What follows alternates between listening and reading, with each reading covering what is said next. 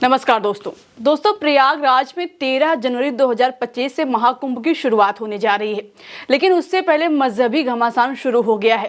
पहले अखाड़ा परिषद ने मांग की थी कि महाकुंभ मेले में गैर हिंदुओं की दुकान और उनके एंट्री पर बैन लगाया जाए। अब उनके समर्थन में पंडित धीरेन्द्र शास्त्री भी उतर आए हैं। उन्होंने इसकी वकालत की है। उनका कहना है कि हमारे अंगने में उनका क्या काम है, यानी महाकुंभ मेला तो हिंदुओं का है, तो इसमें गैर हिंदुओं की क्या जरूरत है। जरा आप भी सुनिए। बहुत उचित है, उत्तम है। जिन्हें सनातन संस्कृति का ज्ञान हो, हिंदू धर्म के बारे में पता हो, देवी देवताओं के बारे में पता हो, पूजन पद्धति के बारे में पता हो, पूजन की सामग्री की कितना सम्मान करना चाहिए इस बारे में पता हो, उसी को ये कार्य दिया जाए तो ही उत्तम है। अब जिन्हें इस बारे में पता ही नहीं है, वो अगर विक्रय करेंगे तो निश्चित रूप से नाश ही करेंगे, उल्टा ही करेंगे। और कई थूक कांड मिले, फलों के ऊपर ना जाने गंदगी चिपकाते हुए मिले, एक जगह पेशाब कांड मिला।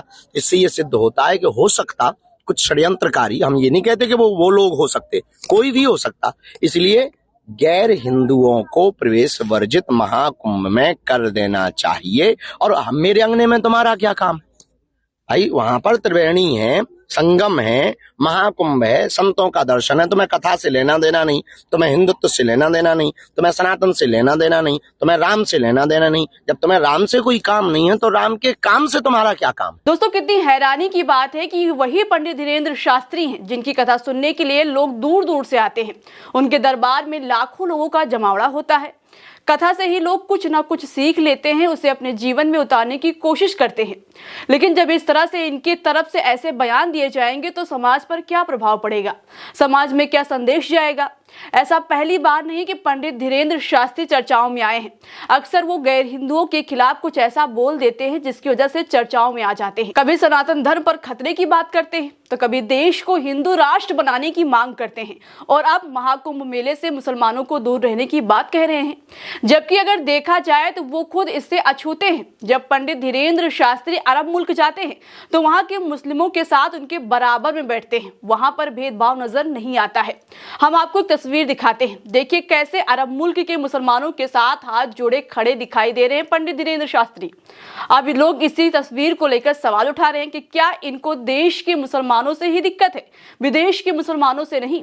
इस पर जेकी यादव ने लिखा है, हाल ही में धीरेन्द्र शास्त्री ने कहा कि मेरे अंगने में तुम्हारा क्या काम है, गैर हिंदुओं का महाकुंभ में प्रवेश वर्जित कर देना चाहिए। धीरेन्द्र शास्त्री को इस देश के गैर हिंदुओं या यूं कहें मुसलमानों से दिक्कत है, मगर क्या आपको पता है कि धीरेन्द्र शास्त्री अरब मुल्कों में जाकर वहां के मुस्लिमों के साथ बैठते हैं और उनका आतिथ्य स्वीकार करते हैं। वहीं परमानंद आजमगढ़ी ने लिखा है, धीरेन्द्र शास्त्री दुबई गया था तो हाथ जोड़कर हिंदू मुस्लिम एकता की बात कर रहा था, और अब इंडिया में मुसलमानों के महाकुंभ में बहिष्कार की बात कर रहा है।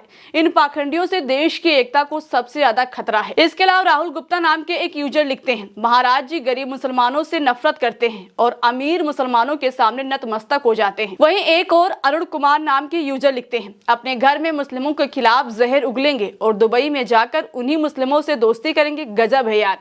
कुछ दिनों पहले बागेश्वर धाम के धीरेन्द्र कृष्ण शास्त्री जी यूएई गए थे, जहां उन्होंने इस मुस्लिम कंट्री की जमकर तारीफ की थी, मुसलमानों के साथ समय भी बिताया था, लेकिन इन्हें अपने ही देश के मुस्लिम अच्छे नहीं लगते।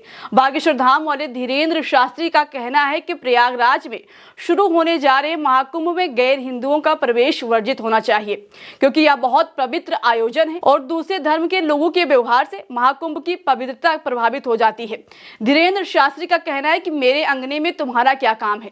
अब भला बताइए कि एक साधु संत को इस तरह की बातें करना शोभा देता है? तो इस तरह से तमाम लोग सोशल मीडिया पर बाबा धीरेन्द्र शास्त्री के बयान का विरोध कर रहे हैं और सवाल पूछ रहे हैं कि अरब मुल्कों के मुसलमानों को तो गले लगाते हैं और देश के मुसलमानों के साथ भेदभाव करते हैं।